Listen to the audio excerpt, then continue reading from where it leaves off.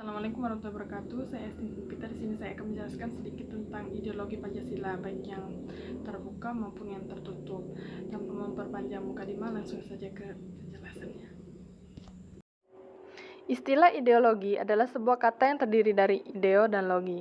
Kata ideo berasal dari bahasa Yunani eidos, dalam bahasa Latin idea, yang berarti pengertian ide atau gagasan. Ideologi dibagi menjadi dua, yakni ideologi terbuka dan tertutup. Yang pertama adalah ideologi terbuka.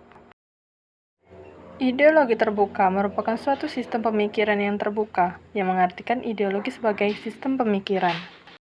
Ideologi terbuka memiliki ciri khas, yakni nilai-nilai dan cita-cita tidak dipaksakan dari luar, melainkan digali dan diambil dari moral dan budaya masyarakat. Yang kedua yakni ideologi tertutup. Kebalikan dari ideologi terbuka, ideologi tertutup diartikan sebagai suatu sistem pemikiran yang tertutup. Ciri-ciri dari ideologi ini adalah bukan hanya nilai-nilai dan cita-cita tertentu, melainkan intinya sendiri terdiri dari tuntutan konkret dan diajukan dengan mutlak. Setiap sistem pasti memiliki fungsi dan perannya masing-masing, begitu juga dengan ideologi Pancasila. Yang pertama yakni sebagai jiwa bangsa Indonesia. Yang kedua yakni menjadi sumber dari segala sumber hukum.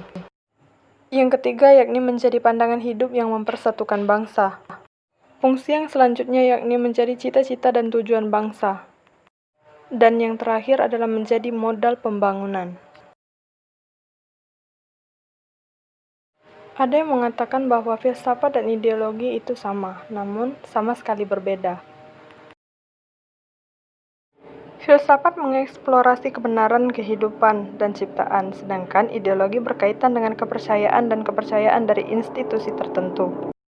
Filsafat memiliki pendekatan pragmatis dalam teorinya, sedangkan ideologi semua tentang kepercayaan milik kelompok orang tertentu.